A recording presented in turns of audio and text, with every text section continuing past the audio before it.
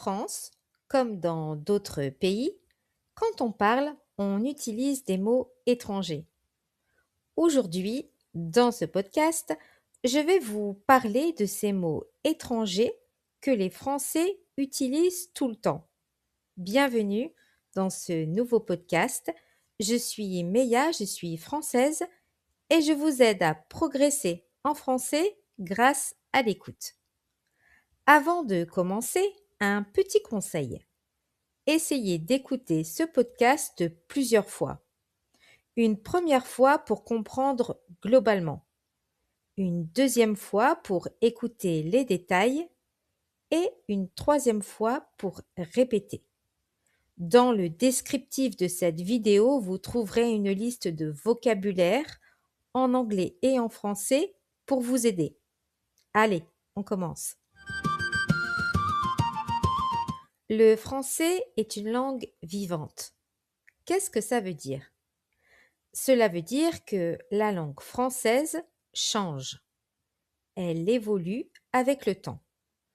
Le français d'aujourd'hui n'est pas le même que le français d'avant.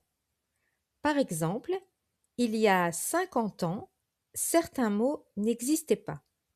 Et aujourd'hui, ces mots sont partout. Les Français utilisent beaucoup de mots étrangers quand ils parlent. Ce n'est pas quelque chose de nouveau. Pourquoi? Même si le monde change, les pays du monde entier ont toujours eu des relations les uns avec les autres. Les gens voyagent et les cultures se mélangent. C'est exactement la même chose pour les mots. Dans votre langue, je suis sûre que vous aussi, vous utilisez des mots étrangers. Dites-moi ça en commentaire.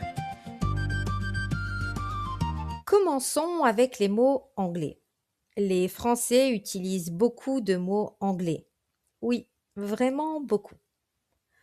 Au travail, on entend souvent les mots un job, un boss, un mail. Je répète, un job, un boss, un mail. Par exemple, j'ai un nouveau job, ça veut dire j'ai un nouveau travail. Mon boss est sympa. Mon patron est sympa. Je t'envoie un mail. Je t'envoie un courrier électronique. Il y a aussi le mot stress que les Français utilisent tous les jours. On entend souvent les Français dire je suis stressé ou encore ça me stresse. Quand on parle de sport en France, il y a aussi beaucoup de mots anglais. Par exemple, les mots football ou basket, le jogging, le running. Mais attention, il y a une petite différence entre faire un jogging, c'est-à-dire courir tranquillement, et faire du running, c'est-à-dire courir, mais de façon plus sportive. C'est plus intense. Je répète, le jogging, c'est courir tranquillement. Le running, c'est courir de façon plus sportive. Dans la vie quotidienne, surtout avec la technologie, les Français utilisent beaucoup de mots anglais. Par exemple, un smartphone, un PC, le Wi-Fi, un bug. Exemple, mon téléphone a un bug. Mon ordinateur a buggé. Je n'ai pas de Wi-Fi.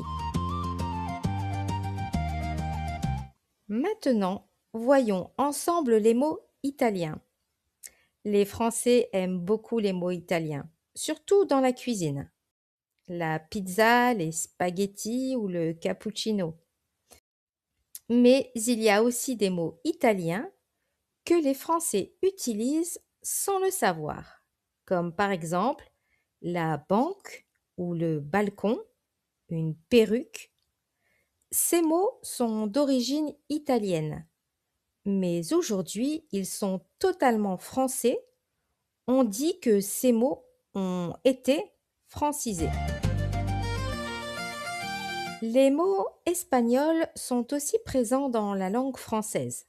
Pourquoi? Parce que l'Espagne est proche de la France. Par exemple, en France, on utilise les mots paella, le patio, la sieste. Le mot sieste vient du mot espagnol siesta. Il existe beaucoup de mots espagnols que les Français ne traduisent pas. Par exemple, lorsque les Français parlent de corrida ou de flamenco. Et vous, est-ce que vous connaissez ces mots espagnols? Est-ce que vous les utilisez dans votre langue? Une autre langue qui influence la langue française, c'est l'arabe. Il y a beaucoup de mots arabes dans la langue française. Par exemple, en cuisine, on mange mais on ne traduit pas le couscous ou la tagine. Il y a aussi beaucoup de mots en mathématiques qui sont d'origine arabe comme les mots algèbre ou le mot chiffre. En France, on utilise souvent l'expression c'est kiff kiff. Ça veut dire c'est pareil. Il y a aussi le mot toubib. Toubib qui veut dire médecin. Je vais chez le toubib, ça signifie je vais chez le médecin. Un autre mot arabe qui est souvent utilisé par les Français est le mot maboul, qui veut dire fou. T'es maboul ou quoi? Ça veut dire t'es fou ou quoi? Chez les jeunes Français, certains mots arabes sont très fréquents, surtout le mot wesh. Par exemple, wesh, je le crois pas. Ça signifie j'ai vraiment du mal à le croire. Un autre exemple, j'en ai marre, wesh. Ça signifie j'en ai vraiment marre. Une autre expression arabe très utilisée chez les jeunes Français, c'est avoir le seum. J'ai le seum, ça veut dire je suis frustré ou plus simplement je suis très déçu. Enfin, parlons des mots asiatiques. Les mots asiatiques, eux aussi, sont nombreux dans la langue française. Dans la cuisine, on parle de sushi et de nem. Dans le bien-être, on veut rester zen. Dans le sport, on fait du judo ou du karaté. La culture pop asiatique influence aussi beaucoup la langue française. Quand on parle des mangas ou quand on utilise des emojis. Pour finir, j'aimerais vous parler du mot français alphabet. Vous connaissez l'alphabet français. Le mot alphabet n'est pas un mot français. Il vient de deux mots anciens, aleph et bet, qui sont les deux premières lettres de l'alphabet hébreu. Alors, que penser de tout ça? Certains Français pensent que les mots étrangers dans la langue française sont dangereux. Ils pensent qu'à cause de ces mots, le français va disparaître. Je ne suis pas du tout d'accord. Pourquoi? Comme vous avez pu le comprendre dans ce podcast, le français est une langue vivante. Une langue vivante, c'est une langue qui change. Les mots étrangers ne détruisent pas la langue française, c'est même le contraire. Comme je viens de vous le montrer dans ce podcast, le français est une langue qui s'est construite sur plein d'influences et de langues étrangères. Aujourd'hui, la langue française est une langue qui progresse dans le monde. Le français est aujourd'hui la quatrième langue la plus parlée dans le monde.